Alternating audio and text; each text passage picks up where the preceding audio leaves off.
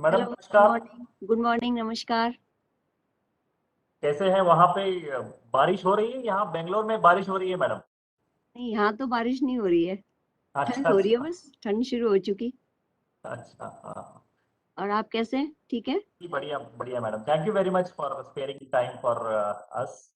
Oh, it is my pleasure always to be associated with NAAC. No problems, no issues.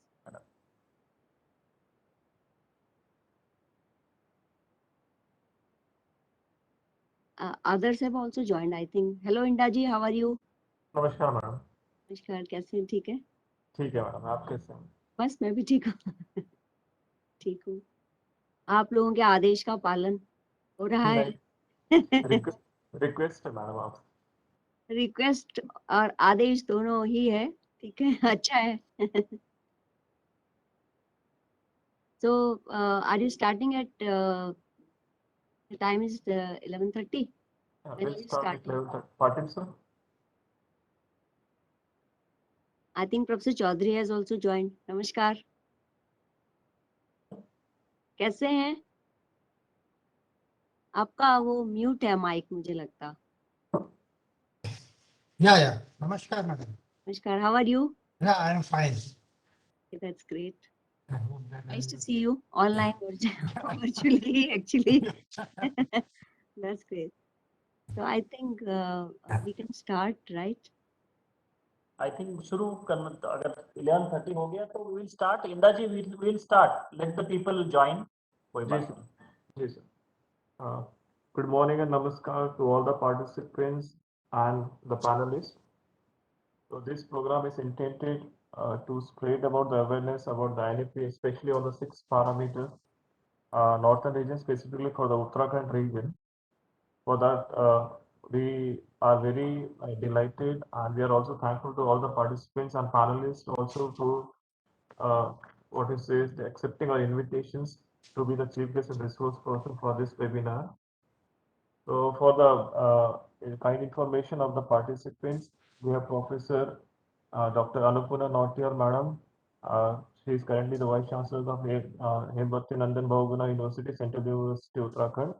And we have also Professor Narendra S. Chaudhary, sir, former Vice Chancellor of Uttarakhand Technical University and currently the Professor of Indian Institute of Technology, Indore. So just to highlight about this, the stalwarts we have in the field of higher education, I take this opportunity to introduce both the speakers. The chief guest first, Professor Annapurna Nautiyal, Madam. Madam currently is the Vice Chancellor of HNBGU, Central University, Uttarakhand. She has around more than 4 decades experience in the field of higher education, and her specialization are in the field of international relations, Indo-US relations, women and regional development issues, and she is also recipient of prestigious awards and fellowship. To name a few, Fulbright fellowships as a Fulbright visiting professor at Georgia Mason University, Fairfax, Virginia, USA. She is also faculty member of Department of Public and International Affairs, George Mason University, Virginia, USA. CPS USA Summer Institute in the Making of US Foreign Policy, University of Michigan, from the year June to July 1998. And she has a very vast experience in the field of higher education and administration. It will take a lot of time to go in details on Madam's CV. Madam, on my personal behalf, on behalf of NAAC and on behalf of the entire northern region, we are highly delightful, and we also are. It's our privilege that you have accepted our invitation as a chief guest. Secondly, we have Professor Narendra Chaudhary. Sir was formerly the Vice Chancellor of Uttarakhand Technical University. Sir was also previously ex-director of Vishweshwara National Institute of Technology, Nagpur. Sir was also mentor director of Indian Institute of Information Technology, Nagpur. Former director Maulana Azad National Institute of Technology, Bhopal. Member of governing body Indian Institute of Technology, Indore. Professor Computer Science in prestigious DRDO. Sir also is a member of Executive Council, Devi India Vishwavidyalaya, coordinator of International Exchange Program of Nanyang Technological University, Singapore, and Sir is also a recipient of various prestigious awards and professional membership such as that of Institution of Engineers India, Kolkata, Institution of Electronics and Telecommunication Engineering. Sir is also a member of Chartered Engineering, Computer Engineering, Institute of Engineers Forum, competent leader and competent test master of International Agency USA, senior member at Computer Society of India, to name a few. And sir is also highly reputed and well-known academicians in India and abroad also. Sir, we welcome you on behalf of NAAC and we also thank you for accepting our invitation. May I kindly request now Dr. Jagannath Patil, Advisor NAAC, sir, to please welcome the participants and the panelists, sir. Thank you, Indaji, and let me first join my colleague Dr. Inda in conveying our sincere gratitude to both the eminent speakers and experts for the today's national webinar organized by NAAC to sensitize the stakeholders about the National Education Policy 2020.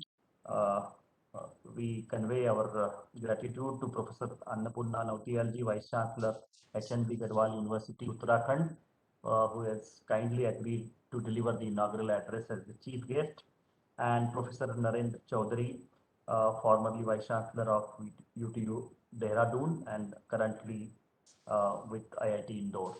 And Indraji has explained about their credentials, and we are really grateful for both the experts having spared their valuable time to interact with the stakeholders on behalf of NAAC. To just give you a slight context of the series of webinars that NAAC is organizing across the country in every state, we are doing the webinar. The main purpose of the series of webinar is to sensitize the stakeholders about the implementation process of the NEP 2020. NEP 2020 has been formally accepted by the government, and various steps are being taken by the ministry and various nodal ministries, authorities, and Ministry of Education has desired that NAAC, being the national accreditation body, can play a vital role in bringing forward the higher education institutions to implement various aspects that are mentioned in the NEP, because NEP is a very what you can say, complex and visionary document, and it will not be possible for just one ministry or few regulatory bodies to implement the policy in its spirit, in its letter and spirit. If the policy is to be implemented in letter and spirit, participation of every stakeholders, may it be higher education institutions, teachers, students,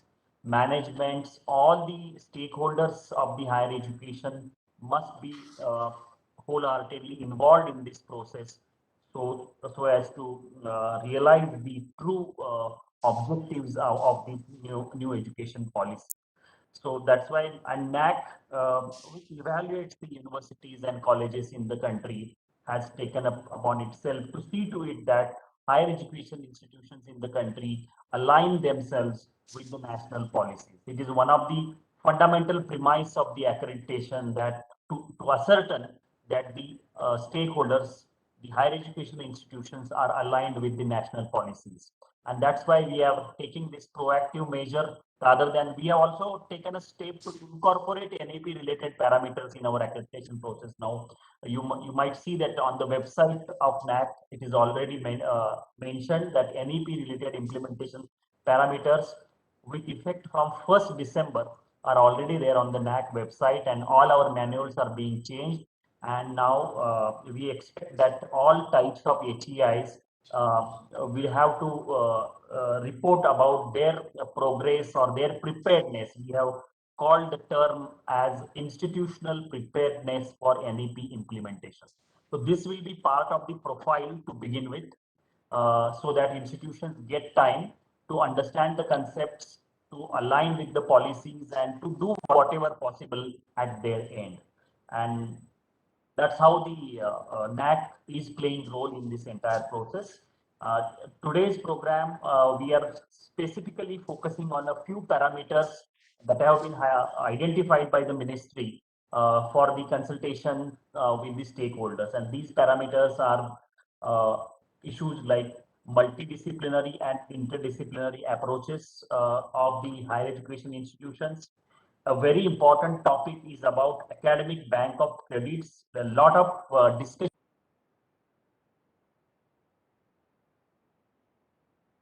Its pros and cons, the challenges involved, and so many things are being discussed now. So this is also one of the important topics for discussion today. The another parameter which we will be talking is about skill development. It is again a lot of emphasis has been given since last many years on skill development, and NEP 2020 document also places a very high emphasis on the skill development. Another important aspect which we would like to focus is on appropriate integration of Indian knowledge system, or IKS, what we call it. Teaching in Indian languages, culture, using online courses about the same. The next focus is on the outcomes-based education. Again, last few years we have been talking about outcomes-based education, but it has remained primarily domain of the technical institutions so far. Our intent is to take it to every higher education institutions, and that's why since last two cycles of accreditation, NAAC has been emphasizing on various aspects of outcomes-based education, POs, LOs, graduate attributes, and so on. Last point that we intend to discuss, which is again reflected in the NEP's policy guidelines, is about distance education and online education. We are aware that the kind of infrastructure and resources that we have, and the huge number of students that are trying to enter into higher education system, we will have to rely more and more on the online education and distance education, and at the same time we have to ensure that there is a quality offerings in that mode. So these are the 6 parameters of NEP on which we have focused our webinars, and I'm sure our experts today, with their vast experience in the field of higher education for several decades, will be shedding light on all those aspects. And after that, we will have some time for interaction with the eminent academicians, the college professors, deans, principals, IQAC coordinators, faculty members who have agreed and joined to this webinar. So once again, on behalf of our director, Professor S.C. Sharma, on behalf of my colleagues at Northern Region team, Dr. Pratibha Singh, Deputy Advisor NAAC, Dr. Vinita Sahu, Assistant Advisor, Dr. Sham Singh Inda, Assistant Advisor, our ICT team, and on behalf of everyone from NAAC, we extend you a hearty welcome for this webinar, and we look forward to a very stimulating discussion in this cold morning. It is a very cold morning today in Bangalore. It is raining, maybe as the impact of cyclone in Tamil Nadu. I was just asking Madam about the weather in Uttarakhand. I think it is cold there, but it is in Bangalore, it is raining and it is cold. So we are having a mixed weather. So we hope to get warmed up with your thoughts and ideas in this morning. Namaskar and welcome to all.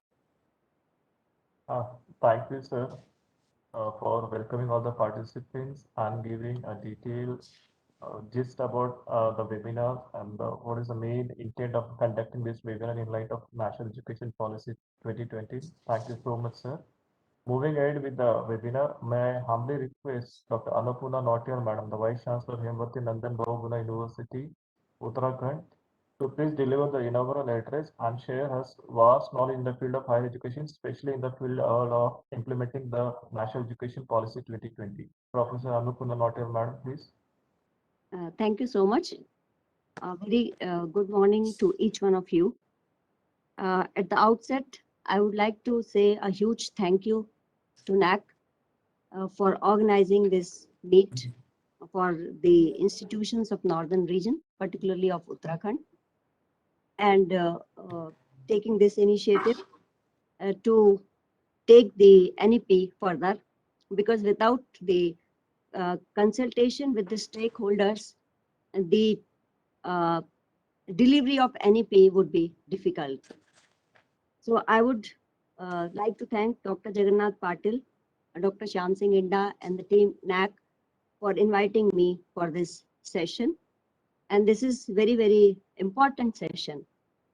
As Dr. Jagannath Patil has already indicated various initiatives, and I'm very happy that NAAC is taking this initiative, because NAAC is a body which is capable of making a change in all the higher educational institutions. So if this is coming from NAAC, I think it's a very good initiative. And that's why I would like to again congratulate them and wish that this will reach further and farther. As far as the NEP goes, as Dr. Jagannath Patil said, that it's a very ambitious policy. It is. It's a very ambitious policy and its implications are far reaching. But everything depends upon implementation. And that's how we are here to share our experiences and how the policies, various aspects could be implemented in various institutions, because there is no parity in the institutions. There is no equality in the institutions. And the NEP wants access, equality, quality, sustainable development, change in the mindset by developing critical thinking, creativity, collaboration. So these are all aspects allow us to perform. So we are at this stage of performance now. When we will perform, then we would be able to reform, and then again we'll bring transformation. NEP is a great policy that aims for integration of the whole education system from primary to higher education. The division of NEP in 5+3+3+4 itself indicates that it starts from foundation stage and it goes up to the higher education system. So when we talk about all parameters about which Dr. Jagannath Patil indicated, we need to keep in mind that this policy involves teachers, students, other stakeholders, and society at large. Because ultimately it is to go to the society. And the mindset of society also needs to be changed so that they can accommodate the changes which will be brought in by the NEP. And teachers need to be made aware of the various changes. So the teachers, the main thrust is on the teachers, because unless and until the teachers would read the whole document, because sometimes when I interact with the faculty members or teachers, they say they know we have not gone through the draft of NEP, the policy document of NEP. And that is very surprising. When a faculty member or a teacher has not read NEP, how that change will come. So every stakeholder, whether teacher, whether student, and whether other members, they need to first go through the policy document of NEP. And then they would be able to understand what we need to do. Like we are talking about multidisciplinary, flexible, and imaginative curricula. We are talking about integration. Like we are talking about the integration of science, technology, engineering, management, and mathematics with languages, with humanities, social science, and other aspects. So how this change will come? We need to think about it, because just only about making all kind of situations, we are not able to bring the change which we want to bring in the institutions. So we need to develop that kind of attitude and aptitude for bringing change. We'll have to understand what is the meaning of multidisciplinary, how we are going to do it. Not only multidisciplinary, but also multi-institutional, because ultimately we have to collaborate with other institutions also. We have to collaborate with the other stakeholders also. So when we talk about multidisciplinary, then we again talk about flexibility, imagination. And here comes multiple entry and exit, which is also necessary.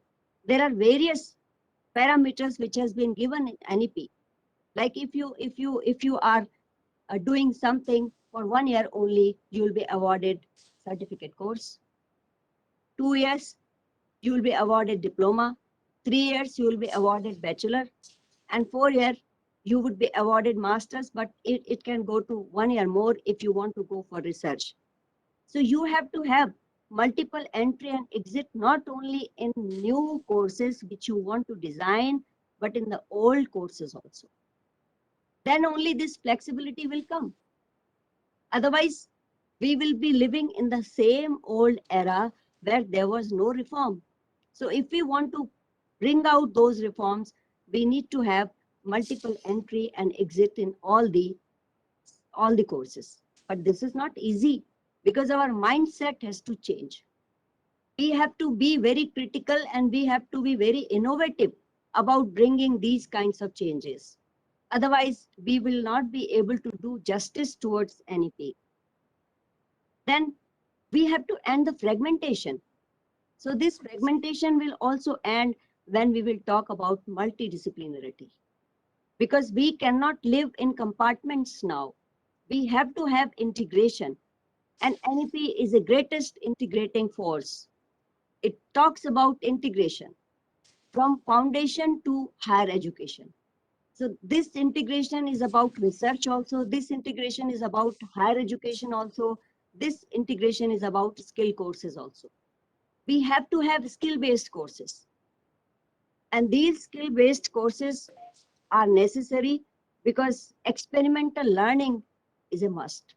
Like I would just like to give you one example that in the courses, when CBCS system was implemented, there was a course on environmental sciences and it was a theoretical course. But if you think, how can you teach environment in a classroom situation? You cannot teach unless you take your students to the environmental areas or you connect with the environment. You cannot teach the students about environmental aspects. So it should be based on facts, on practical aspects. Children, they don't know about trees, vegetables, flowers. They don't know anything about that. So it should come from the beginning and then it should go to the higher stages. They need to be made aware of these intricacies about the educations and about the changes which the NEP aspires to bring it. And now skill-based learning is very important and every course has to have 2 credit devoted to the skill-based courses. That is also very important. And at Dr. Jagannath Patil also talked about learning outcome-based curricula framework, and for that the NAAC has also he informed that institutional preparedness about NEP, they have also added a clause. So I think this is very, very important. And then we talk about ABC, Academic Bank of Credit. This is also very important because we also talk about flexibility. We also talk about the flexibility of the student. The student is free to take courses from any of the platforms which are digital or maybe from other universities also if some kind of national framework is developed for this credit transfer. In the MOOCs, there is a procedure for credit transfer and all the universities are trying to do it through registration of the students or for popularizing. But there are some difficulties like I'll talk if I talk about HNB Garhwal University Srinagar, like we offer 2 courses which our faculties offer, like industrial pharmacy and academic writing. These are 2 courses which are very popular. But what happens, the students, they don't have testing facility at Srinagar. So they have to go to either Dehradun or to other places. So their interest decreases. So to make the students interested for these courses, for MOOCs, you need to create facilities. You need to enhance the testing centers. Then only the students will go for these kind of digital courses or online courses. So this is also very important to keep in mind, that when you are trying to create some kind of atmosphere, you have to remove the difficulties which the students face, because students are the most important stakeholders, because the NEP is going to change their lives most besides teachers. Now, if we want to do all these things like digital learning through SWAM platforms, then we also are talking about regional languages. That is very, very important, because it is also important to teach through mother tongue education, mother tongue. Now, what about those languages which don't have any script? They are just boli. Like if I talk about Garhwali, Garhwali is a boli. It's not a bhasha. So how do we do in Garhwali, because there is no script? So these things are also need to be talked about when we talk about the focus on regional languages. But I would also like to inform you that our Department of Linguistics, they have translated the NEP in Garhwali Boli, Garhwali Bhasha, for dissemination into the schools and all the stakeholders, and we are going to disseminate it so that they also understand what is NEP. Because as I said, that it is necessary for everyone to read NEP policy document. Otherwise, there would not be any chance of understanding what is NEP all about. So this is also very important. Then what NAAC is doing, I really appreciate. NAAC is mentoring, and mentoring is one of the aspects of NEP. You have to mentor. You have to give guidance to others who are standing on the last ladder. We have to also bring them on the top ladder. So this will be possible only through mentoring and hand holding. And this needs to be done in large number. So such kind of workshops are very, very important for bringing all stakeholders into same platform.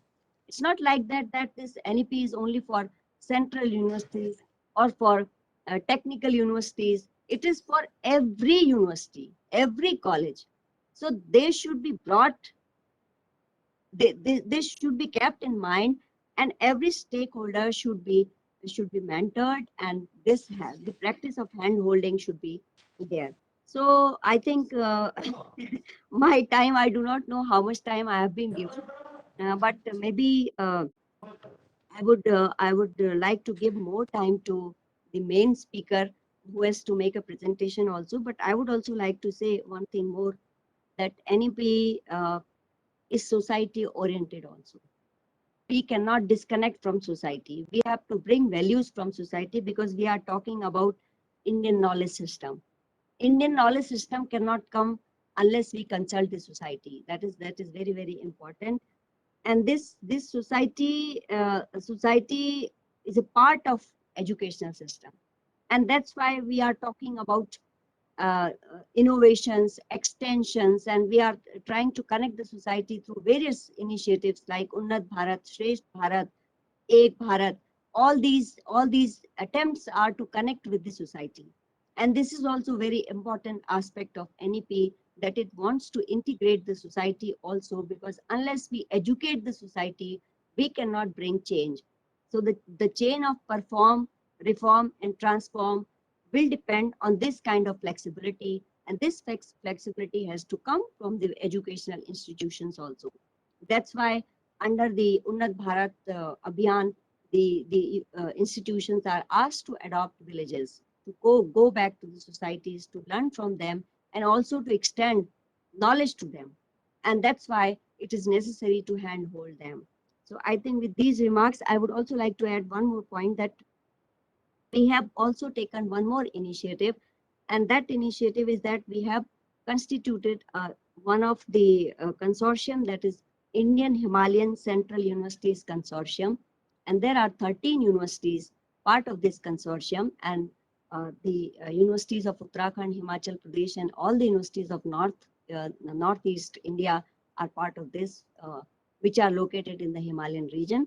And we have we have planned that we will also we will also bring some kind of syllabus which are uniform to all the 13 universities, so that the problem of credit transfer, academic bank of credit, and also the similarity of syllabus is preserved.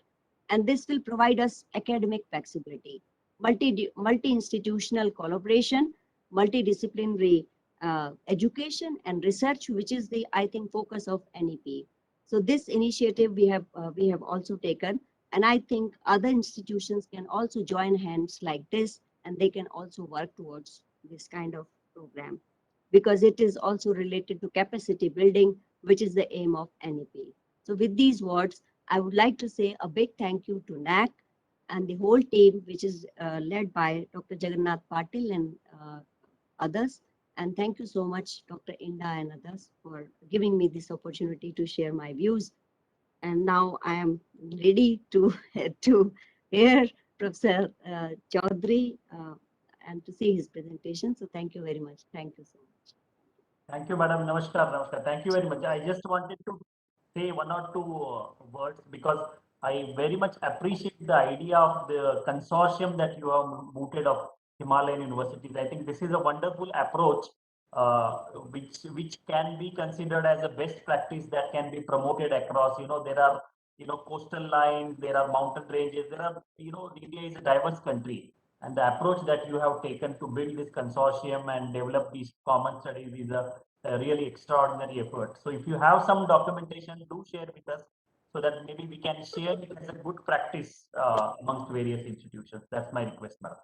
Thank you so much. Yeah, thank you so much. I would just like to give you very briefly my idea. We have already constituted this consortium, and it was it has the sponsorship of Niti Aayog. And we have got a very big project on working on the 5 thematic areas of Indian Himalayan region, and we are into it. And by December, we are submitting our reports. But then this idea came to me that why not to use this consortium for developing some kind of common syllabus, which would be helpful. So I have requested rather, Professor Bansal of Himachal Pradesh University, Dharamshala, to coordinate this, and he is coordinating it. And we have already started our work. So I'll definitely share whenever there are some inputs. I'll definitely share with you, with NAAC, and it would be my pleasure that if other institutions can also do it likewise, I think it will not only broaden the area, but also bring some kind of commonality. And I think that is required. Thank you so much. Thank you so much.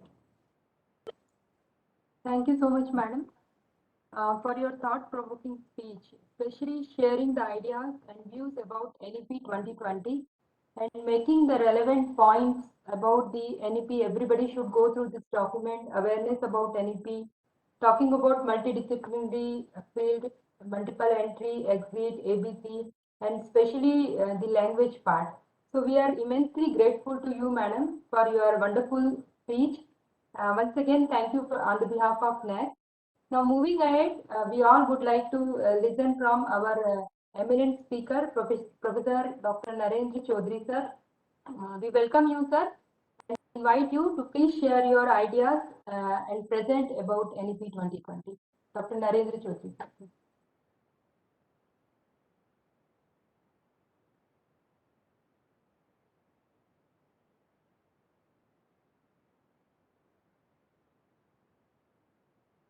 Chaudhary, sir, kindly unmute yourself. We are not able to hear you.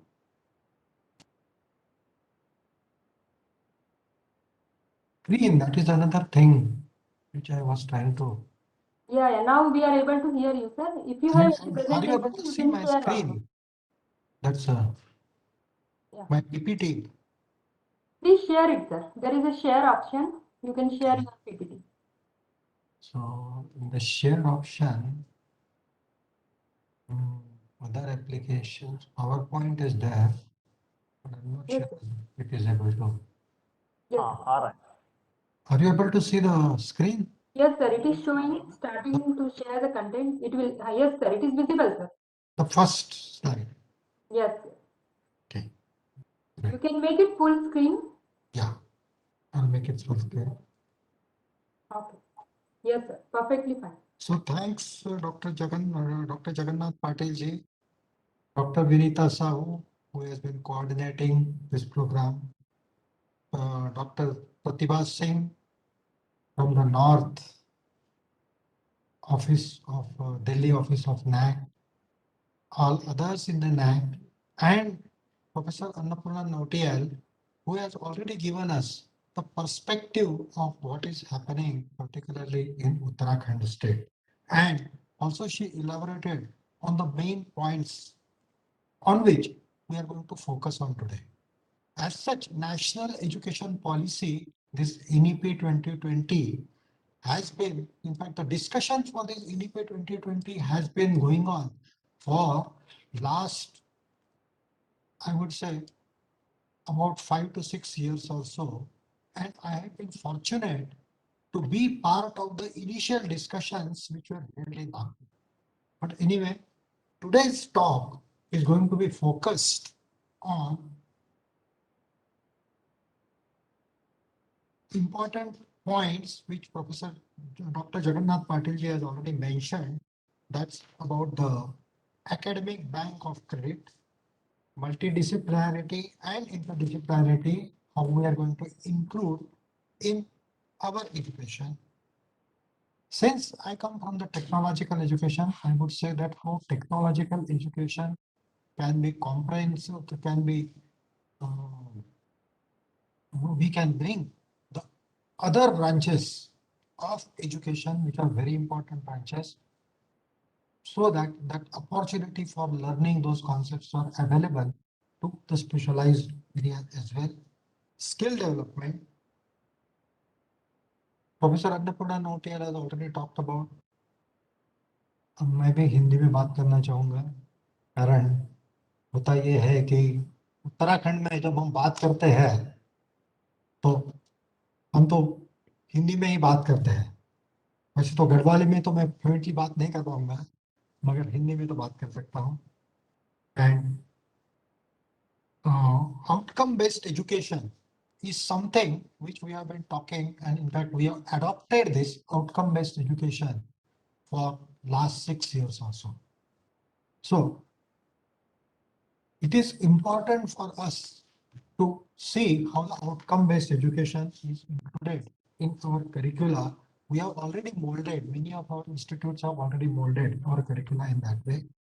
Open and distance learning is another important aspect which COVID has already taught us. So what is the vision for the higher education institutes? It is the vision is to provide access, equity and quality of education. When I say equity, I would say that essentially all the people in the society should have the access, and they should have the availability of the higher education on the equitable basis. Quality of the higher education needs to be maintained. We need to improve the teaching learning with the technologies, and this is where open and distance learning comes into picture with the electronic media, multimedia facilities that we have. Those things we need to adopt on a continuous basis. Knowledge creation is a very important aspect in the higher education. In fact, we do see that all the progress that human beings have done is because of the knowledge that we have created, and based on that thing, our lives have got transformed. Innovation ecosystem is something which has come into focus very recently, particularly in our national education policy, NEP 2020. Then the capability building, competencies, and research outcomes. So these are the main parts of the vision of the higher education. They include the strategic planning like global networking, alliances, strategic alliances. In fact, Professor Annapurna Nautiyal has already mentioned about the consortium of universities in Himalayan region.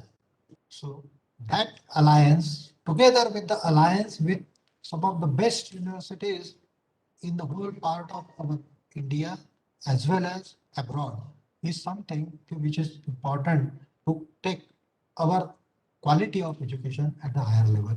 Technology enabled learning, e-content, resource based learning, research collaborations. Particularly, I would say that research collaborations are very important. Himalaya हमारे उत्तराखंड में जो त्रासदाई आती है, जो changes in the weather that affects the melting of the glaciers, construction of our roads, and so on and so forth, that requires the collaboration from the societal point of view, also from the engineering point of view, and acceptance in the public.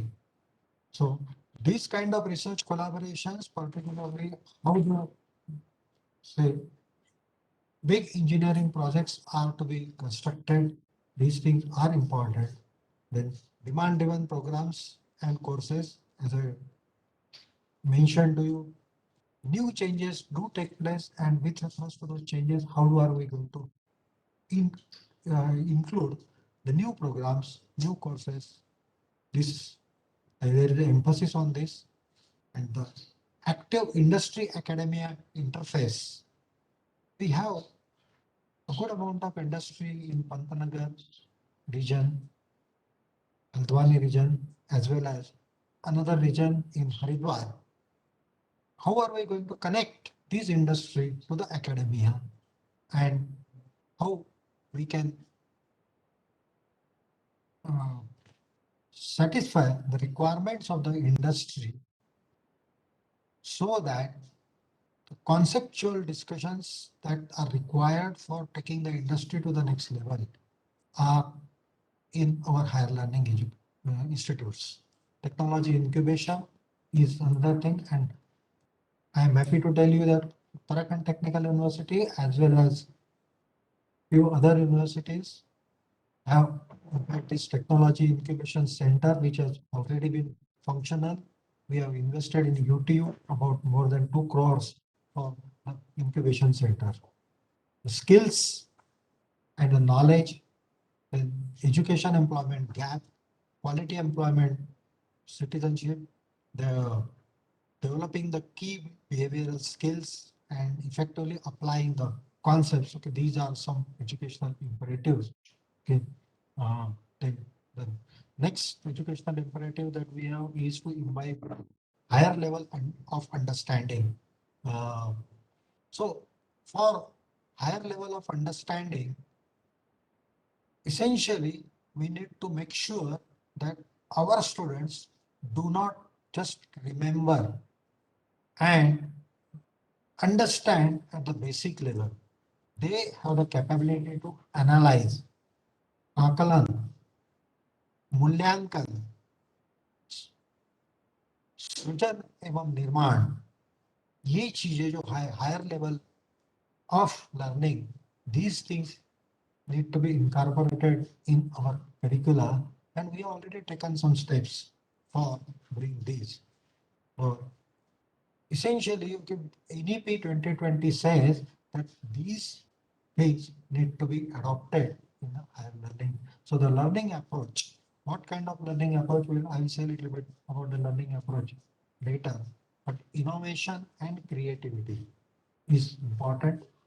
Excellence, at least in some parts of our education, higher educational area, we need to achieve the excellence, and the excellence is in the world class, what we can call it in world class excellence.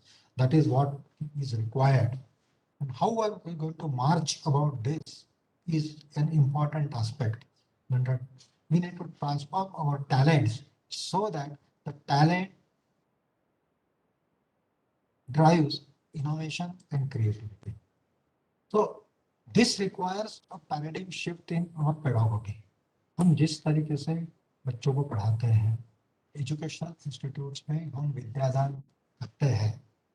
तो पहले जो विद्यादान करते थे हम लोग, शायद आपको पता है कि behaviourism is a technical word. मैं ये कहूँगा कि इसमें behaviourism is about the making sure that we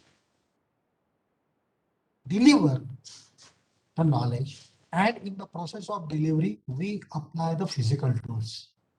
So physically we want the students to be present in the class, but are they mentally present in the class? So cognitivism, when I refer to cognitivism, constructivism and meta-constructivism or meta-cognitivism, that essentially emphasizes on the mental presence of the students in the class. Are they engaged in the activities so that they are able to create something? Are they able to construct some new knowledge, or if not new knowledge, some new model? Are they able to test that model? So this requires the shift from the teacher-centric teaching to the learner-centric teaching, and there are different types of learners. So in the class, what happens is when we deliver the lecture, we assume that all the students have the capability of assimilating that material, whatever is being discussed in the class, in the same way. Whereas the learner-centric approach would require that we understand the learners have different ways of learning. Some people learn by doing certain things physically. Some people learn by thinking. Some people learn by making the discussions, and through the discussions they learn very fast. So individual learning to the collaborative, cooperative and participatory learning is a paradigm shift that we require. Expository learning is just giving the lecture to make sure that our students discover new facts. And here I would say that the lifelong learning is something we need to inculcate in our higher education system. Our learning approach, typically in the classroom, we have 5, and our syllabus also, typically we structure our syllabus in 5 units, say 5 to 7 units. And we teach those 5 to 7 units one after the other, assuming that unit 1 is complete, then unit 2, unit 3, and so on and so forth. When I say non-linear approach would not emphasize on teaching these units in a sequential way, in a fragmented fashion, but in an integrated fashion as a whole subject. When I say integrated fashion as a whole subject, it requires us to make sure that we teach the essence of the whole subject in as a complete whole. And that may require, in fact, going from one unit to the other, making, in fact, transformations. How it is to be done, that is, in fact, something which requires a paradigm shift in our pedagogy. So NEP 2020 has laid a lot of emphasis on creation of the potential of the individual, so that the creative potential would develop, and creative potential would develop not only by the cognitive capacities like literacy, numeracy, and higher order thinking, but critical thinking, problem solving ability, and also the creativity is what is in fact emphasized in this national education policy. So education is the key enabler and the best tool for achieving the economic and the social mobility.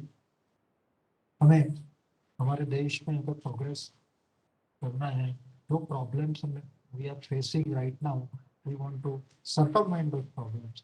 So we need to make sure that this education is a key enabler and it's the best tool for these aspects. So we need to take into account the local needs as well as the global needs of our country. So the local needs would include what happens in our close society, in nearby society, and the global needs which say that how things are progressing in the whole world and how we can take advantage of that so that our progress continues. So I would say that one of the main points to be covered today is about the academic bank of credits. Jagannath Patil ji, as well as Professor Annapurna Nautil has already talked about it. So I'm going to show some more slides based on these things: academic bank of credit, multidisciplinary education, skill development, integration of Indian languages in our higher education system. That would require teaching the subjects in the language where the students can assimilate the main concepts. And after assimilation of those concepts, we are not going to sacrifice the quality of the education. So we need to make sure that this is a very big step that we need to adopt. Online and the digital education is something which I added in those 6 points so that I want to emphasize what COVID has taught us as how online and digital education is going to play a role in future. Outcome-based education and open and distance learning. So let us start with academic bank of credits. So UGC has set up this academic bank of credit, short form being ABC, and it will keep the records of all the students in Indian higher education space. So in this academic bank of credit, typically this regulation offers a few main promises. One important is the freedom and the flexibility in the university degree granting systems. आज हम कहते हैं कि for example engineering की degree हम कहते हैं कि 4 सालों में कंप्लीट करनी चाहिए. Maximum duration for that thing is 7 years. We are going to do away with this and we are going to say that there is going to be a freedom to complete the requirements based on whatever is required for the degree in a flexible way, and whatever subjects you have already studied, the students have already studied, they are created in the academic branch of credit, academic bank of credit. Standardization with the Indian higher education system is important because if you look at the quality of education and the different kinds of educational institutions we have in various parts of our country, they have different standards. Different universities also have different standards.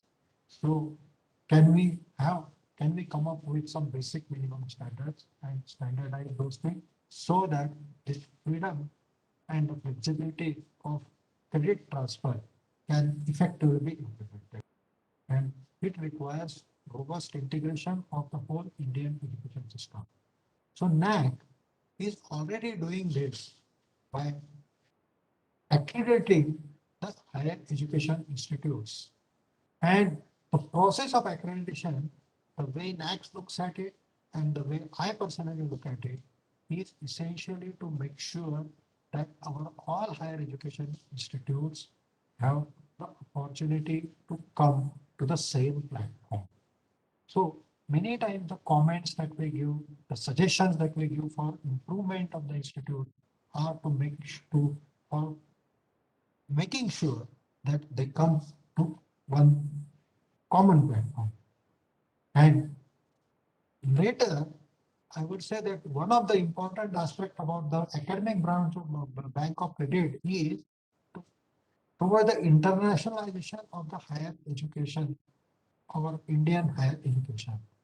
So today we face a problem that the graduation in our country may not be accepted as graduation in some other countries.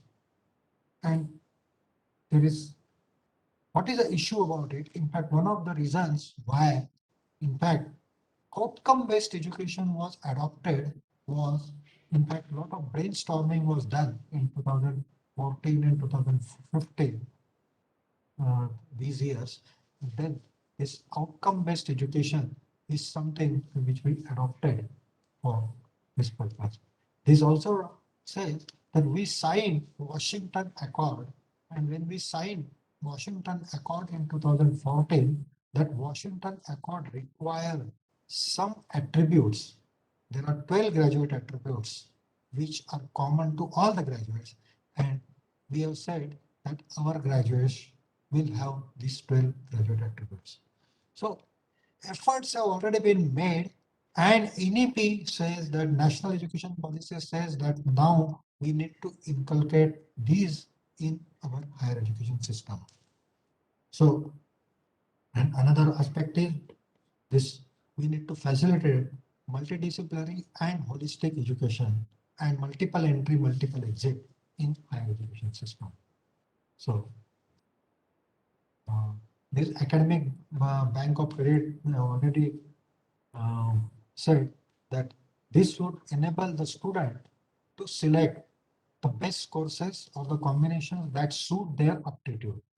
तो जिसके लिए हमारे छात्रों के प्रति हर एक छात्र की पैशन अलग अलग होती है, तो उसको जिस विषय में passion है and he wants to excel in that particular area, this academic branch of credit, bank of credit allows him to choose these particular courses or which he wants to pursue further, his interest further. So these choices should be the more friendly to the students, and considering the associated logistics, particularly the offering of the courses, teaching of those courses, and the cost of the course, with that we need to make sure that we work out the systematic way of doing these things. And these initiatives will make our education sector more vibrant and more accessible. If we look at many universities in USA, America, they have already this kind of flexibility. One can take a Bachelor of Engineering degree with subjects like music as a part of his degree requirement, or history as a part of his degree requirement. Can we have, and to what extent it is possible to, in fact, adopt such kind of freedom is something that we need to, this NEP 2020 requires us to deliberate upon and make sure that our universities have this kind of system. So what is envisaged is a digital bank that will hold the credit earned by the student in any course, and it should reduce the disparity amongst the institutions to the standardization of the crediting system, and it should promote the uniformity in the degree granting mechanism. So, and it would reduce the pedagogical gap that exists in the higher education institutes in India. So this should be a good move for the internationalization of our higher education system. So, well, it's a very good initiative. To what extent we are going to adopt, particularly हमारे Uttarakhand reason में हम किस तरीके से इसको adopt कर सकते हैं, इसके लिए हमें इनफैक्ट कुछ स्टेप्स लेना आवश्यक है. And universities have already started, Professor Annapurna Nautiyal has already said about such kind of efforts, which Garhwal University has already initiated. Uttarakhand Technical University has also initiated these efforts. Multiple entries and multiple exit systems we need to be, in fact, we need to adopt, and it's certificate courses, diploma courses, and other types of exits from our higher education system. We need to promote, and that would enable the student to get appropriate certification. And also, if he decides to leave a program, he does not leave a program without any degree, but he leaves a program with some benefit, some certification. So I think these are some basics.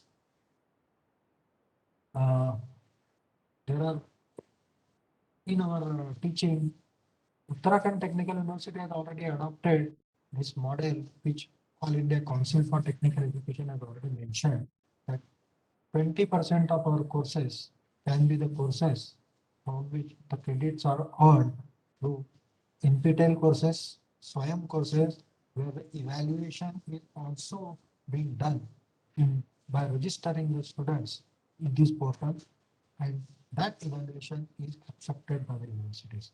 So these are some things which are important for us, and NEP emphasizes on this. So I would skip some of the aspects where these are the descriptions about the academic branch of the credit, and I mentioned about this thing, certification, diploma, degree program, PG diploma, and so on and so forth.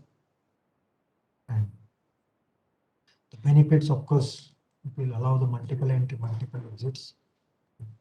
It will store the credit of the students for minimum shelf life of 7 years, and it would be even more at the later stage. It would improve the transparency, and it would help the more flexible approach for the curriculum design, and so on and so forth. ये तो academic bank of credit के बारे में हो गया. Now we'll focus on multidisciplinary education. And multidisciplinary education is something very important, because the holistic and multidisciplinary education would aim to develop all the capabilities of the human being.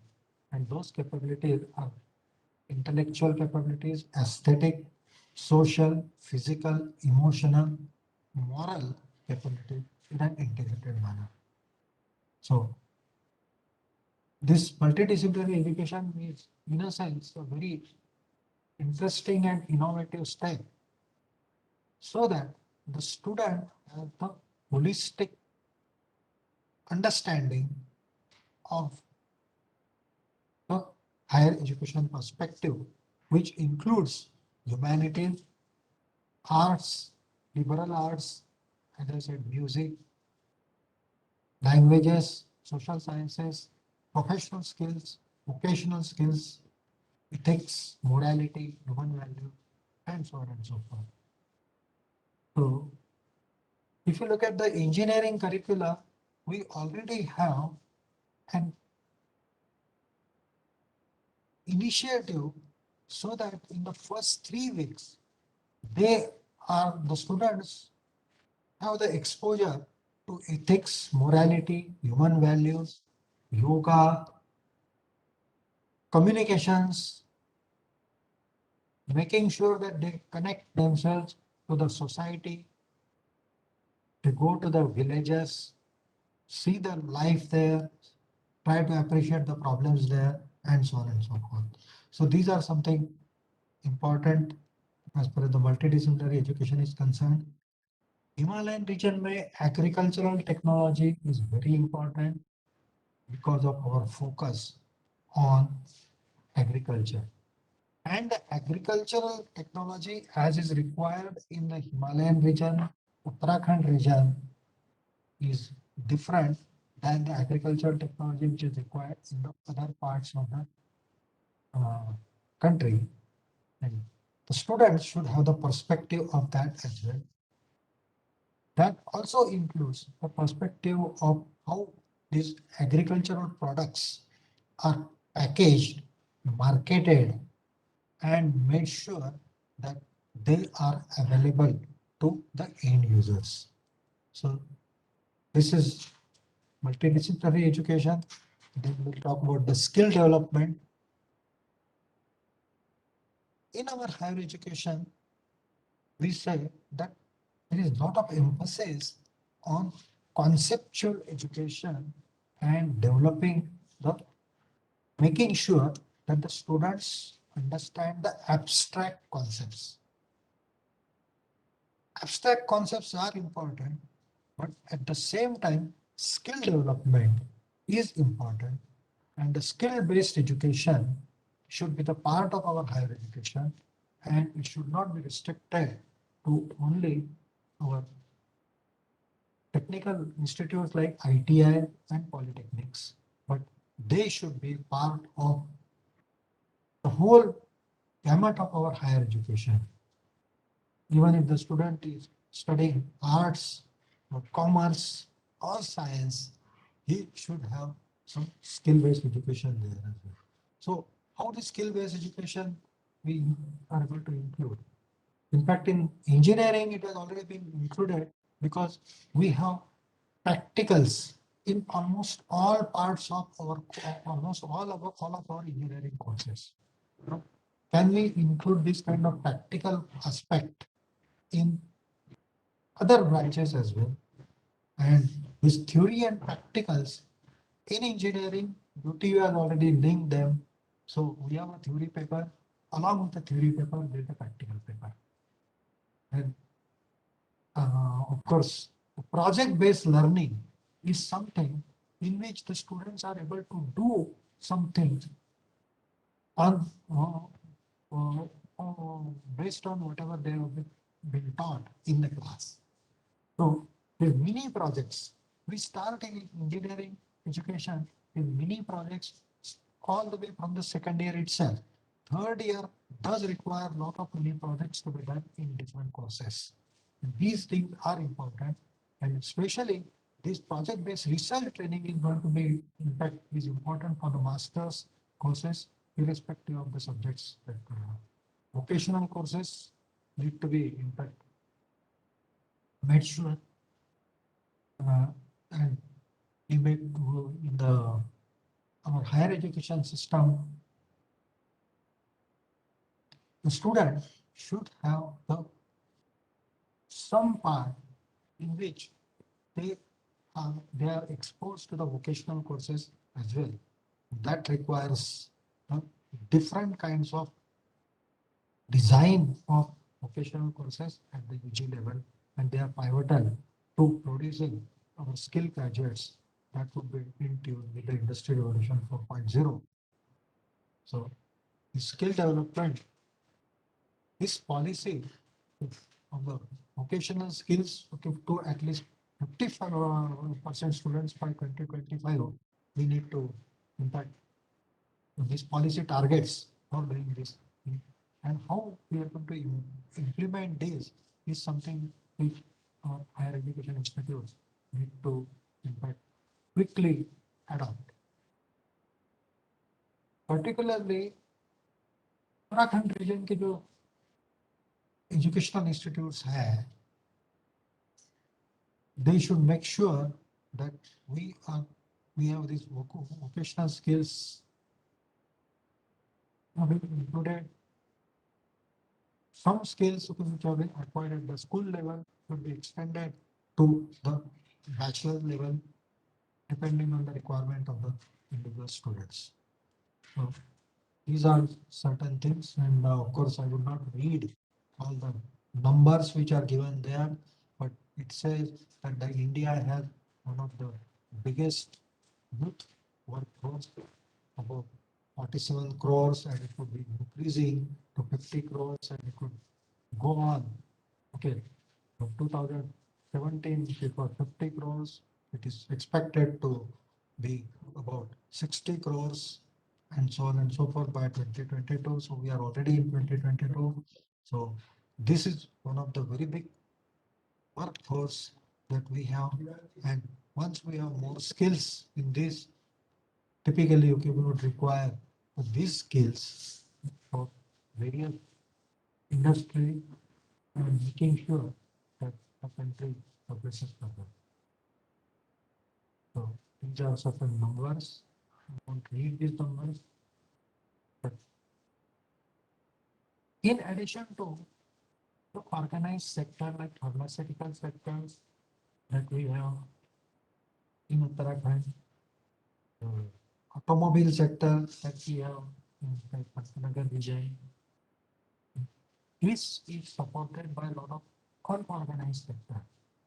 And the ancillary sector, I would say, is a very big industry, and that requires a skilled workforce. In fact, this skilled workforce would in fact be useful to make sure that our industrial progress is guaranteed and we take it to the next level. There are lots of things which are required, as there are skill gaps for the industry about the innovation, talent transformation, product delivery, services, providing services, जैसे कि हम plumbing की services है,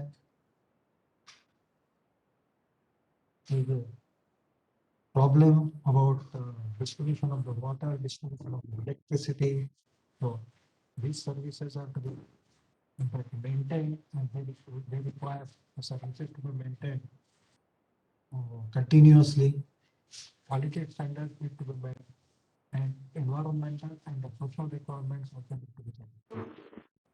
So these require in fact competencies to be developed at very different levels.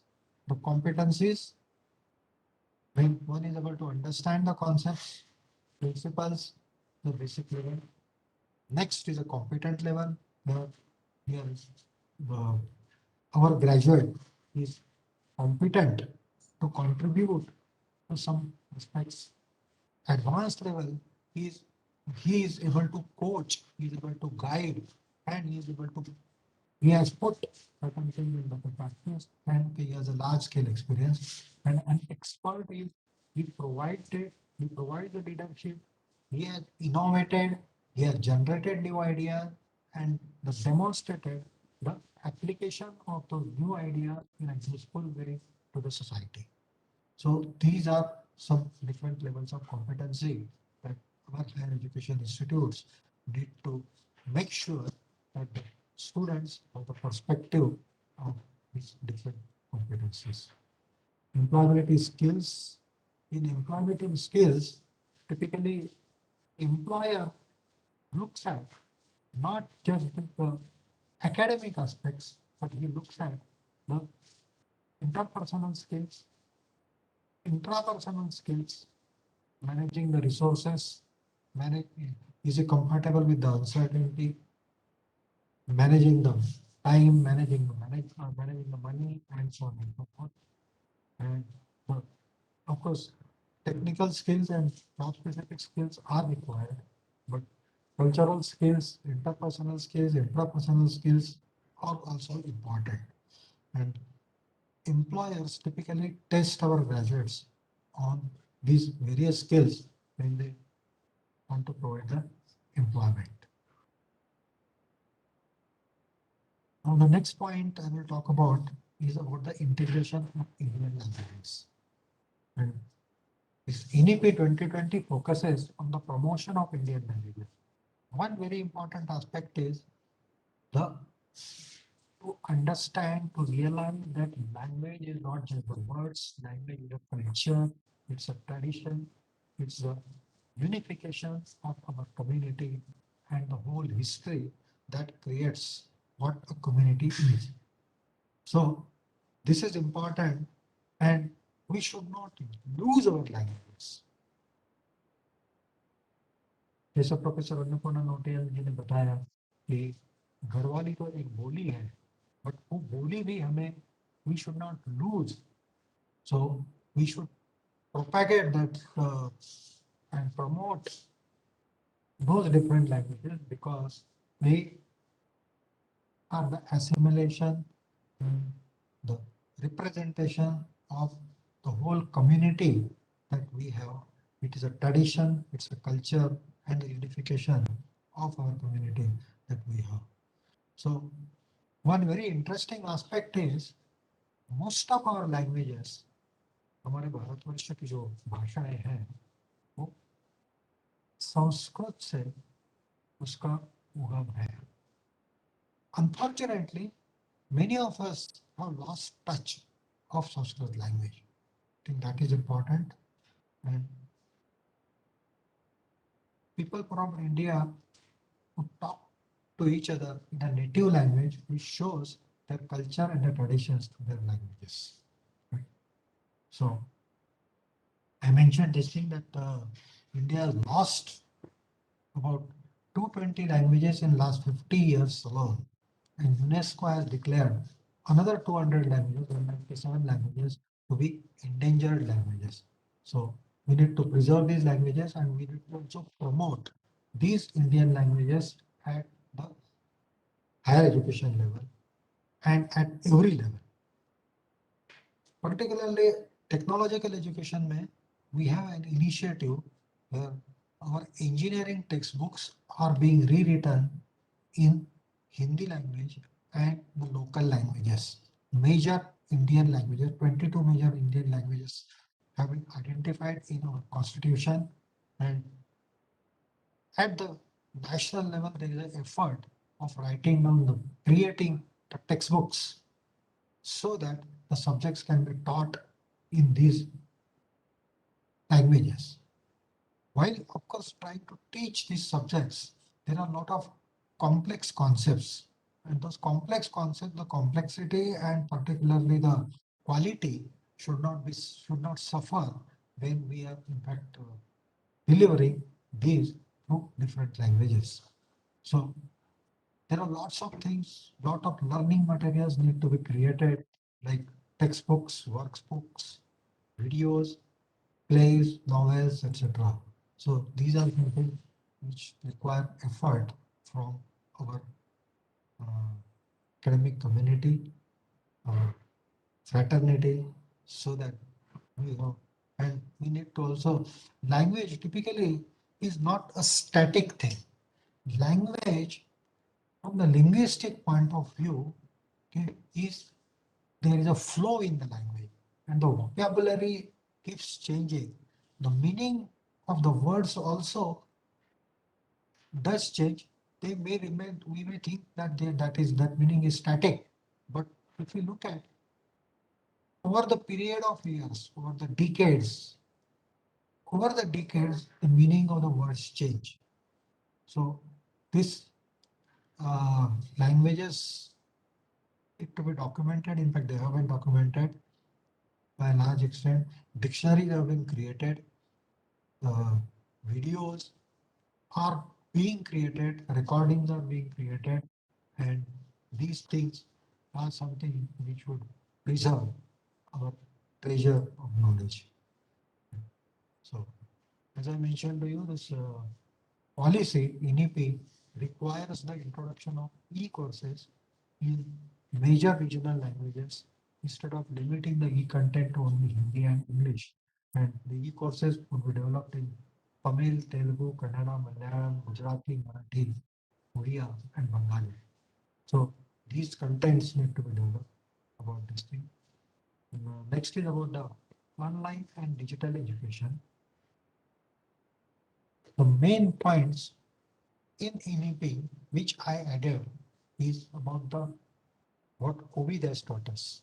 And what COVID has taught us is the effectiveness of the online education as well as digital education, because today the mobile phones are available, smart mobile phones are available.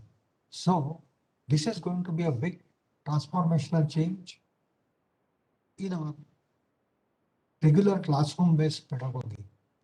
And when I say classroom based pedagogy, this online and the digital education allows us to have the quality by adopting the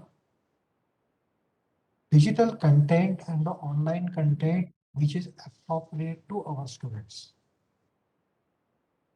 So particularly in the Uttarakhand region, we found out that we need to create content so that our students are able to assimilate that content. And that is important, and who will be able to create? It is our teachers who will be able to create this thing, because our teachers know the requirements of our students. They know what are the expectations, what are the problems where the students would face the difficulty, and they are able to address these things, those problems. So this creation of such kind of content is important. Once this kind of content has been created, we need to have the blended learning, virtual learning, e-learning, and there have been efforts, particularly in the technological education, to make the laboratories available online to the online skilling techniques. So these are some things which are important, and we need to make sure that we have such kind of efforts.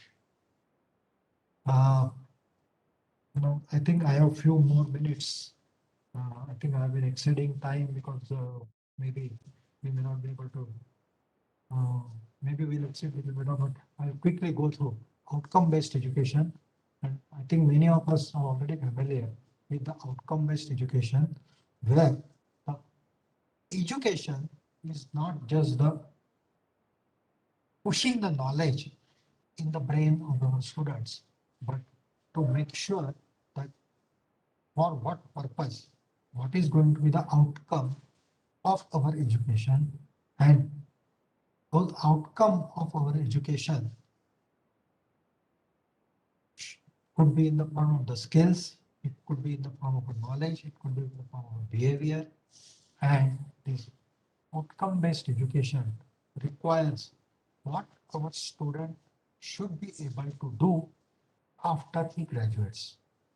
Now, that is a big picture. In order to make sure that this big picture works properly in a systematic way, we need to design a curriculum which is outcome-based curriculum. We need to design the teaching and learning techniques which are outcome-based teaching and learning techniques. And it's not just design these curriculum and teaching and learning techniques, but we need to also measure whether the students have already achieved the attributes that they need to have at the time of the graduation. So we need to make sure that we have at every stage, we measure the outcomes, the effects that has taken place on the student. So, well, outcome, what is outcome? Outcome is essentially as a result of the learning experience, what transformation will take place in the learner. And this will provide essentially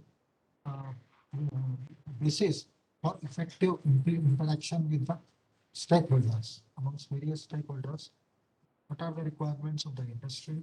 Based on that thing, what are the requirements of the society when the student graduates and becomes an effective contributing member of our society?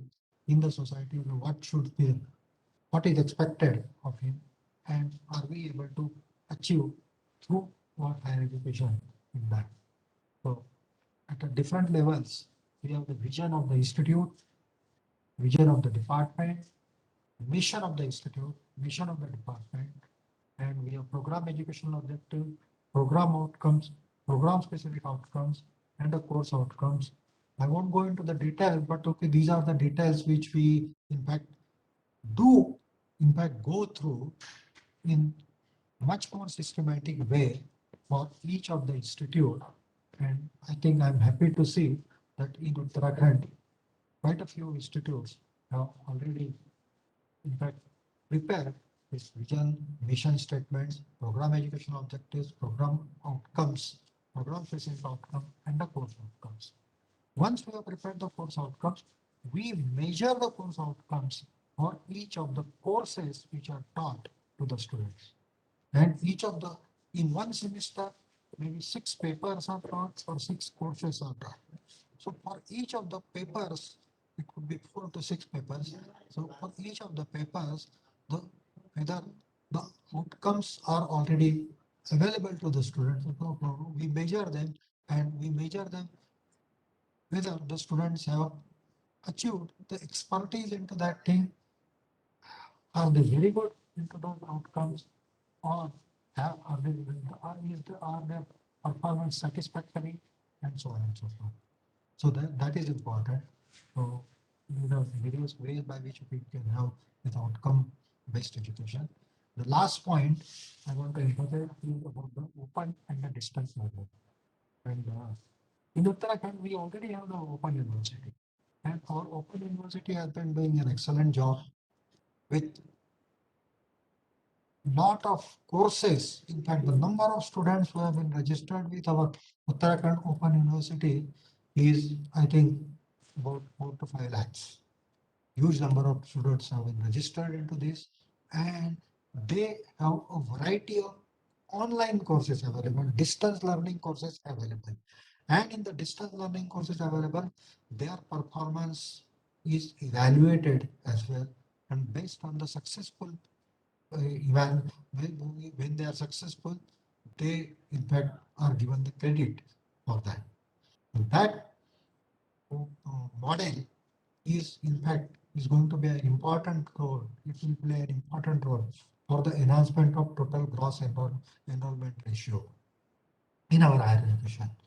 Because you see, this distance learning and open learning, for this, you need not physically go to the university, but you can, during your available time, you can learn these courses. So it is essentially an extended classroom and extended learning experience that we have for the whole of the community. So essentially what we saw was the academic bank of credits, multidisciplinary education, skill development, integration of Indian languages, outcome-based education, open distance learning, and online and digital education. So, well, I stop here. Well, I'll just make some comments about the National Education Policy 2020 with education 1.0 was the ones which we practiced earlier in, say, decades of 1950s and 60s, where we had lectures and memorization. Internet came into the picture in 1990s, but it became popular in 2000, first decade of this current century, and internet enabled learning is education 2.0. Education 3.0 is knowledge producing education. Essentially, are we able to produce and are we able to innovate new ideas? Education 4.0 is more focused on innovations, and innovations are something that those discoveries, those creations which would transform our human life. So in fact, I talked about this different types of competencies, and we in fact already mentioned about those competencies earlier. So, well, that's about all I wanted to say. So thank you. If there are few questions, we can take few questions. I think the experts are available from NAAC. Yeah. Thank you very much, sir, for your elaborative presentation on NEP. Now I hope that the participant would have definitely benefited with sir's presentation. So now we can have a quick interaction session with participants.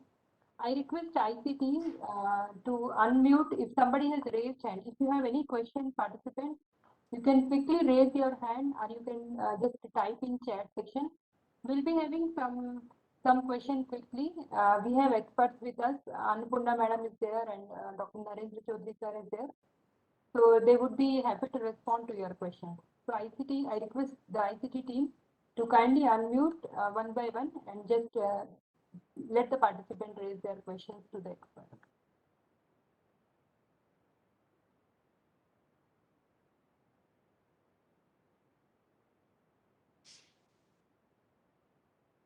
Pushya?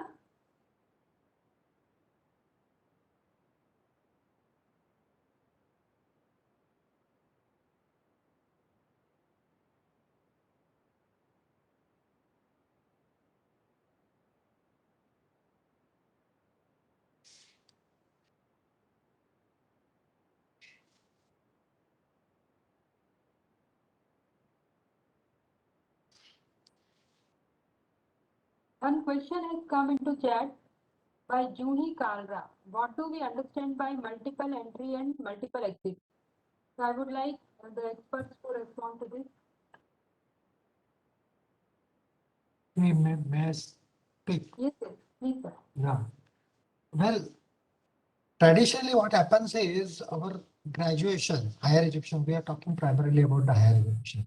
In the higher education, what happens is the student registers for the degree course.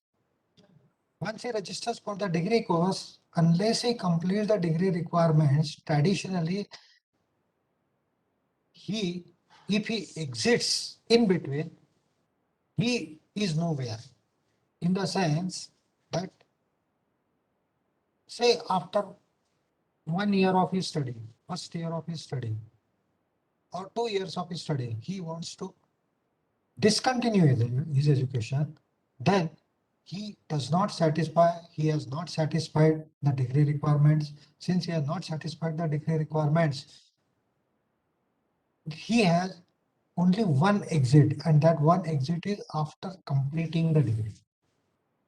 आपको 4 सालों की या 3 साल की जो degree है, 3 साल की डिग्री का रिक्वायरमेंट कंप्लीट करने के बाद ही आपको डिग्री मिलती थी ट्रेडिशनल सिस्टम में. आज भी ऐसी सिस्टम है. तो this national education policy now requires that, in fact, it has created what is called as academic bank of credit.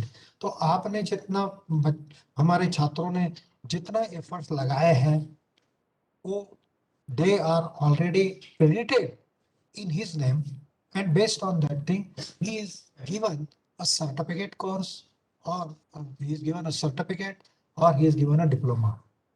So is it clear? Yes, sir. Thank you, Yeah. sir. Now, one more question has come. हाँ बताइए. That is particularly for Uttarakhand region. So हाँ. I request madam to respond to it. हाँ. How can we expect, this is from Mr. Atal Tripathi, how can we expect the vision to come true in a hilly state like Uttarakhand, where accessibility in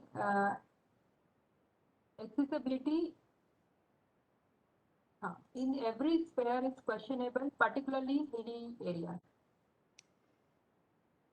Yeah, it's a very valid question. Actually, accessibility is an issue, particularly if we talk about digital education, because it depends on the connectivity, the speed, how good is the speed. But I don't think it's a very hampering factor, because connectivity will also improve, because connectivity is not only the problem of hill state, but all of India. So this is not a issue which should hamper the spirit of NEP. And I think with the time it will improve. And the most important thing is that we have to bring changes in our mindset also. And we have to think about that how we can bring change in our institution. And we have to have some institutional values which we need to which we need to bring into our institution, because sometimes we do things with determination also. So you have to be determined. If you think that NEP is a good policy and it will bring a good culture, then you need to be determined that we'll work against the odds And sometimes things happen when you work against odds. And I know it's not easy. Like I am also handling a university that is very, very problematic. We are a central university with 3 distantly located campuses. And these campuses are located at a distance of 30 to 80 kilometers. And we have a satellite campus in our university. And then we have more than 120 colleges affiliated with us. So to run a big system is a great hassle for us. And all educational institutions are not equal. They lack in some way or the other way. And Garhwal University also lacks in several aspects. So, but we need to improve. Unless we change our mindset and unless we remove the deadlock from our mindsets, we are not going to do it. Because for everything, we need to give some kind of excuse. Yes, connectivity is an issue, but that issue, as I said, that it's the problem of whole of India. In many parts, there is an issue of connectivity. If you go to the Northeast, if you go to other parts also, there is a problem of connectivity. But then what about other issues? What about other issues? Like if you are talking about multidisciplinary syllabus, imaginative syllabus, what have you done? What is your preparedness? How much you have understood the NEP? So these things are also important. So we cannot hide behind excuses. We have to work, because now is the time to work, make or mar. So that is there. So that is my answer for it, because I don't have any assurance that yes, I can improve the connectivity. I cannot, but I think we should pool our resources and try to help each other. That's what the NEP also talks about, cluster approach. It talks about cluster institutions. So we should, I think we should pool our resources and try to help each other. That's what will make a difference. This is my understanding about this issue. Thank you. Thank you. Thank you very much, ma'am. Now I request ICT team, Pushya Lakshmi, if somebody has raised hand, we can allow them to speak or interact with us. Yes, ma'am. I request the participant to raise their virtual hand if they have any question.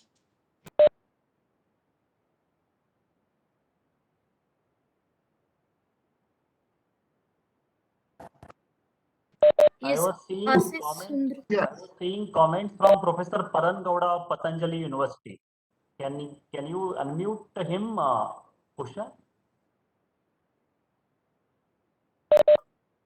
Yes, sir. I think now I have unmuted Dr. R.C. Sundrial. I think after that. Okay. Yes, yeah. Hello, I'm Dr. R.C. Sundrial from HNB Gadwal University, and I'm looking after the IQAC Center of the university. I have heard the Madam, our Honorable Vice Chancellor, and other speakers also. What I was thinking is that this mainstreaming of NEP is going to take time. And I mean, because for example, in Uttarakhand, we have around 30 universities, and within this university, we have 300 faculties.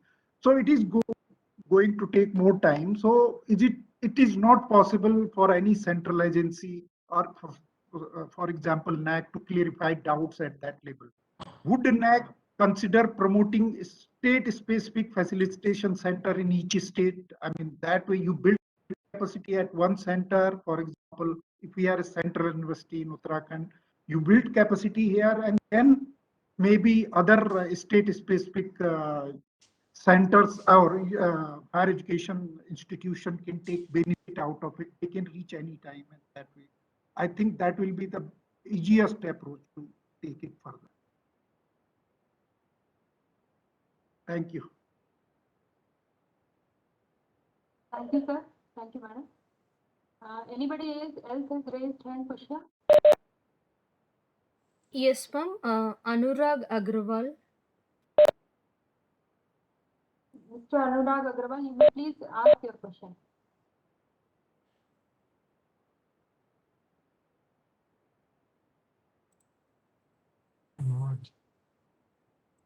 Dr. Anurag Agarwal, you may ask your question.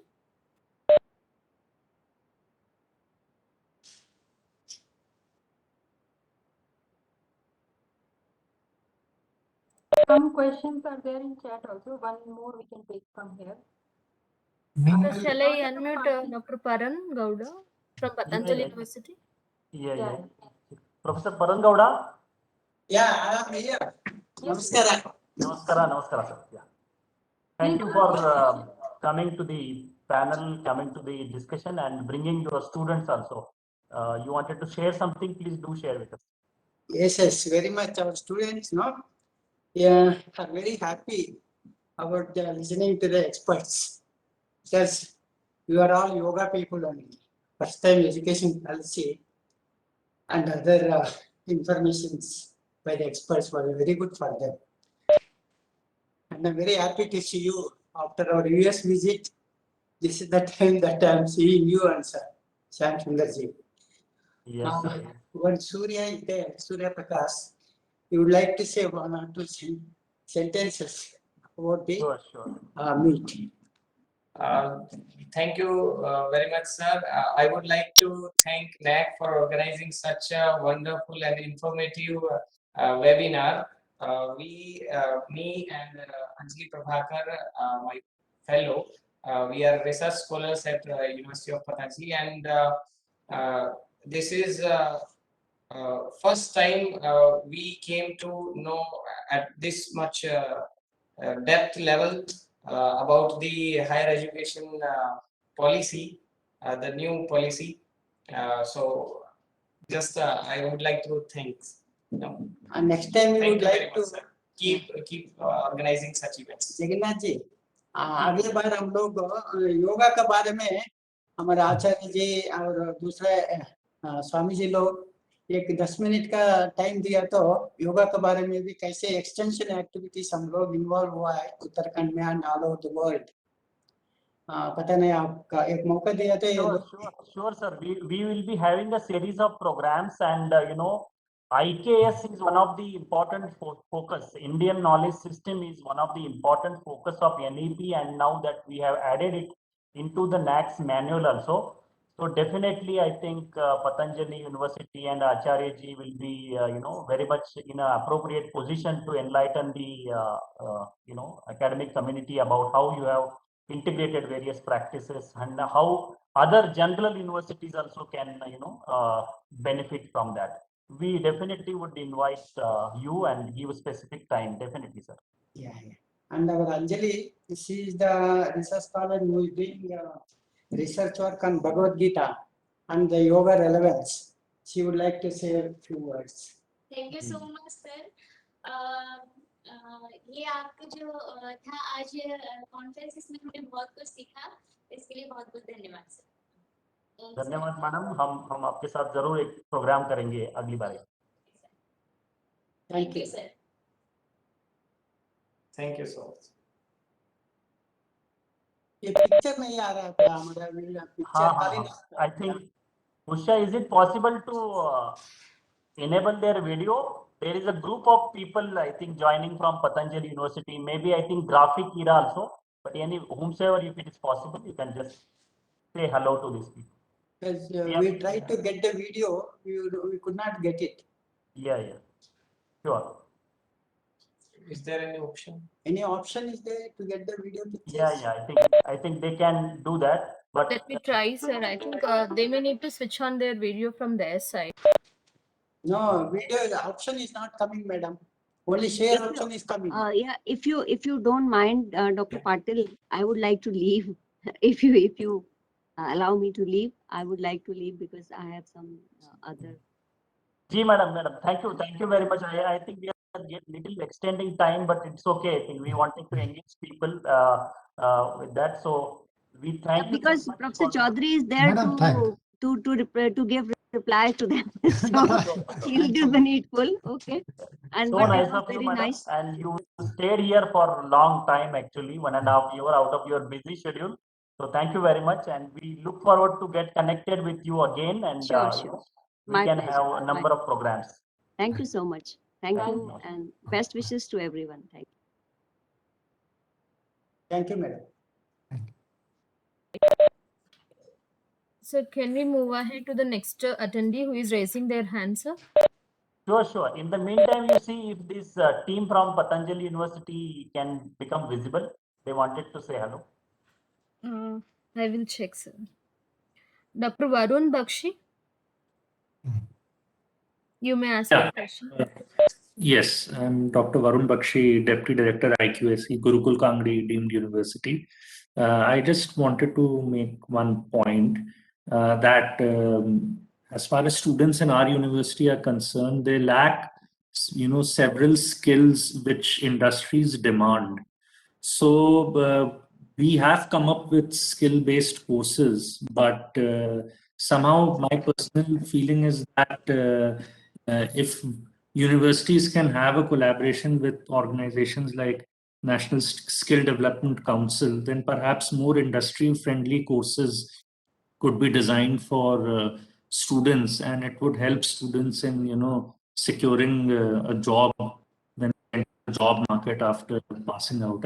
And I think skill development is one of the pillars of the new education policy. So perhaps I think some amount of collaboration between the education ministry and the skill development ministry might be required for introducing good skill based courses. Thank you.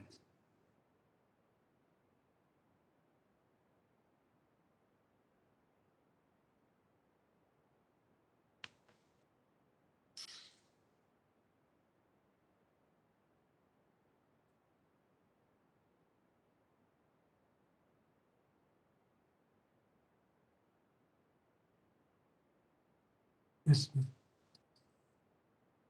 Meanwhile, I can say some things. There are some questions which I saw in the chat box. Yes, sir. Yes, sir. So, Vinita ji, can I say something? Yes, yes, please, sir. Please go ahead. Yeah, one question was about, I think I already mentioned, मैंने तो काफी पहले बात कर ली कि हमारे भारतीय भाषाओं में किताबें, एजुकेशनल इंस्टीट्यूट, एजुकेशनल रिसोर्सेस हम किस तरीके से क्रिएट कर रहे हैं. One question was like this कि books are not available in Indian languages. Yes, books are not available, and that is why there is a major initiative by Government of India. And in particular, I happen to know because I am related to technical education. So I know that Professor Anil Sahasrabudhe, as a chairman ICT, has already given grants of 2 lakh rupees per book. When the book has been, its quality has been ensured and it is available in the Indian languages at the appropriate level. It is available for the engineering students. The books are already available. So I think such kind of efforts should be done for the other areas also. I'm not sure. Possibly UTU has been doing, sorry, the UGC might also have similar scheme, but maybe okay, I do not know about it. तो एक तो ये इसके बारे में question था. दूसरा question मैंने देखा कि restructuring of the syllabi. Yes, universities have to restructure the syllabi. और हमारी एकेडमिक काउंसिल जो है, सेनेट जो है, senate is the supreme body, academic body, and academic council, it works with academic council. So I think we'll have to do this thing. UTU has already done this thing. So restructuring of the syllabi is very important aspect, and it has to be done quickly in the other universities also if it has not been done. Yeah. Thank you very much, sir. So now, Patil sir, we have some other questions also, but I think we are. I think Professor Jyoti Chabra, Pro Vice Chancellor of Graphic Hill University, wanted to ask some question. Yeah. She can be unmuted if she is joined. Yeah. Good afternoon to all the experts and panelists. Thanks for organizing this very informative webinar today, and I thank the NAAC and all the experts on the panel for organizing this. I have a particular question, sir, pertaining to NAAC accreditation process. If Dr. Patil can give me this opportunity to ask. I know this webinar is about NEP 2020. But I have a question regarding NAAC. So if you permit me, may I ask a question to you? Sure, ma'am. So we are a multidisciplinary state private university in Dehradun. And we run number of courses of BTech, management, pharmacy, agriculture, design, English, and so on and so forth, even nursing. So we are a highly technical and skill-based university. But I have a few questions pertaining to design. There are certain ambiguities when we talk of design in the NAAC accreditation process, and I just wanted some clarification there. For example, when we are talking of patents, the patent published and grant are always referred to as technical ones. Do we also accept design registrations as patents is one my question. And secondly, I have a humble submission and a request. If NAAC can have one broad-based design pertaining questions webinar, because there are a number of institutes and universities in India which are teaching design courses. And now the associations of designers of India also are forming a consortium because we want to streamline design courses and design education. Because when we are talking of innovation and creativity, when we are talking of the paradigm shifts in teaching learning processes, so innovation and creativity obviously are now gaining ground along with the technical programs. So I have a humble submission, sir, here. If we can have one webinar organized primarily looking at innovation and design, and if NAAC can give us a more insight into how they assess and accredit design programs specifically. And it will be a wonderful opportunity for all design programs to take that process very aggressively and in the right light of things, sir. Thank you, madam. I think you have two parts of the question, and I don't think they are not related to this webinar. They are very much related in a sense that NEP is advocating, skill integrations into the mainstream higher education, and obviously, when universities are making that efforts, we at NAAC and the regulatory bodies should also take cognizance of that and try to accommodate, whatever you are doing into the assessment process. So I think as we are evolving, NAAC's process also keeps evolving, and we try to accommodate, nuances and diversities of various types of higher education systems. So I agree with you that design registration, its copyrights can also be considered equally important as patents.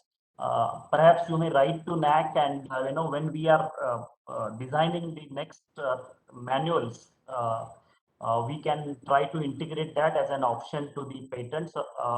That's how I think we keep evolving. That is one part. The second part is about webinar. I think since you are an accredited institute of NAAC, now you are eligible to conduct webinars, seminars on behalf of NAAC or sponsored by NAAC. So my suggestion would be that you can submit a proposal to NAAC, put together all the similarly placed universities and colleges, invite them on board for participation, and definitely I'm sure NAAC will support that webinar and maybe suggest some resource persons also. There are two types. One is with financial support, and there is another type where there is academic collaboration with NAAC. So either of these, you can see our website and submit the proposal. I'm sure it will be considered. So we are a deemed university here, and we have gone through 2 NAAC cycles. But the state private university, which is Graphicana Hill University, we are still going to go through our first cycle. We are yet to very shortly submit our SSR. So are we eligible to do these kind of webinars? Because we have few queries regarding this.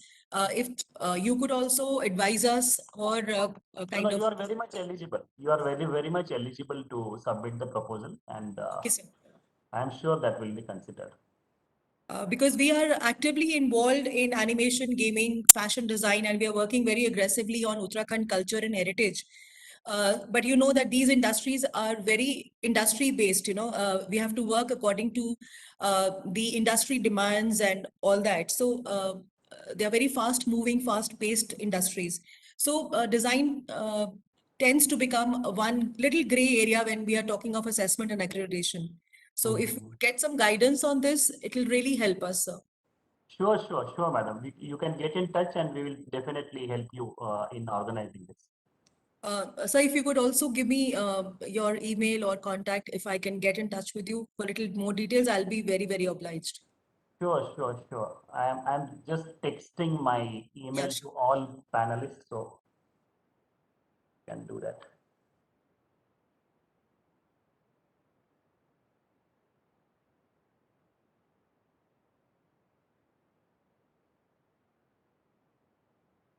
Any other questions, Vanita? You can see. Otherwise, we can move towards the closure of the program. Yes, sir. I don't see much raised hand. Yeah, before, I just wanted to make one comment. Yes, sir. Can I make, I think there is a question from Anurag Agrawal ji in the chat box. Yes. You may Right. please respond to it, sir. Anurag ji ने पूछा है कि for implementing this strategy, is there a provision for the extra budget? And what is the this thing, line of action for implementing that thing? What are, and how do we, sorry,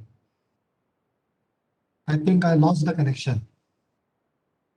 No, sir. It's audible. Yeah, I would just say that, okay, just look at page number 60 of NAAC 6061. It talks about the financing of the higher education. And in the financing of the higher education, it says that state government and of course central government, along with the public sector undertaking and other industrial units, would collaborate to increase these financial resources. So I think we need to tap that thing systematically. Thank you. Unfortunately, there's a power off here, and my computer will be shut down. Yeah, no problem. So bye. I think we must be having many questions from the participant, and we can see in chat session also. Participants are very happy and they were very excited about the whole program, and lot of appreciation we are getting for this particular program. So I do understand many participants must be having some questions which are still unanswered. So we are doing a lot of program in this series. So if you have any other questions which are not answered in today's program, you can join our upcoming program as a participant, and you will definitely, the questions which are there in your minds would be answered. So I think we are already half an hour late. So now with the permission of the experts and Patil sir and Pratibha madam, I think we can go ahead with our concluding remarks and vote of thanks. So I request Jagannath Patil sir for concluding remarks.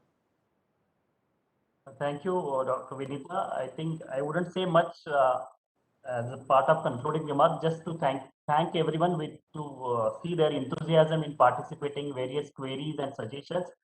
Sorry that we couldn't connect in a video mode with many of the participants this time due to some technical challenges, but definitely I think we would try to connect in the next webinar in that way. And as Dr. Vinita said, we are having series of programs.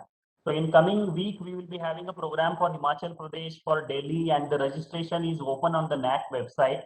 So you can use same link and join any program. Even though the program is focused on that particular state, attendance can be from any part of the country. So maybe you will listen to different experts and their different point of views, and again you can perhaps raise some of the queries. There was one query or suggestion by Professor Sundriya that I wanted to address, and he has made a good observation about having such facilities at the state level also, and it is completely agreeable, because higher education itself or education itself is a concurrent subject in our constitution. So both states and center have the responsibilities, and definitely it will be good if there are such initiatives at the state level, but they must be connected with the national initiative also. Otherwise, if different states adopt very different patterns, diversity is needed and it needs to be promoted.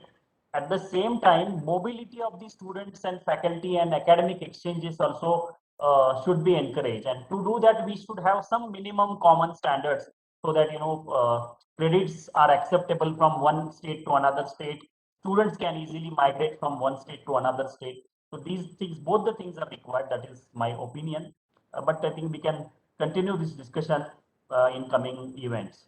So with this, I'm going to thank once again everyone and request Dr. Pratibha Singh ji, Deputy Advisor, for closing remarks and vote of thanks. Thank you, sir. I hope we have reached to the end of the program, and I'm sure that all the participants must have been benefited by the today's discussions and deliberations and all the presentations which our experts have given. So I will directly go for the formal vote of thanks. So on behalf of NAAC family, it's my privilege to propose a vote of thanks. In this connection, I would like firstly to thank our Honorable Director, Professor S.C. Sharma ji, for motivating and encouraging each one of us to take this activity with full enthusiasm. I would like to thank the chief guest of today's program, Professor Annapurna Nautiyal ji, Vice Chancellor, HMB Garhwal University, for agreeing for delivering the inaugural address and sharing the insights of NEP. I would like to thank Professor N.S. Chaudhary, Professor IIT Indore, for delivering the expert lecture on the various 6 themes which are very importantly highlighted in the National Education Policy. I'm sure that the participants must have been benefited with the insights given by Professor Chaudhary and also the responses given for the various interesting questions posted by the participants. I would like to thank our advisor DAC, Professor Dr. Jagannath Patilji, for leading the entire Northern Road Zone activities, and other colleagues, Dr. Vinita Sahu and Dr. Shyam Singh Inda, for coordinating this entire activity. Last not but the least, the entire participants list and the stakeholders who have been connected since the beginning. I would be able to see that since beginning they have been interestingly listening to the program. So more than 200 participants connected together. So I would like to thank on behalf of NAAC and entire ICT team for technically supporting this event with all the support provided. Thank you very much. Thank you all. Thank you, madam. Thank you to all the participants for joining us, and please do join us for our upcoming program from Northern Region. With this, Patil, I think we can close the program. Close, yeah. Yeah, I I request ICT to close the program. Thank you all. Thank you. Thank you, ma'am.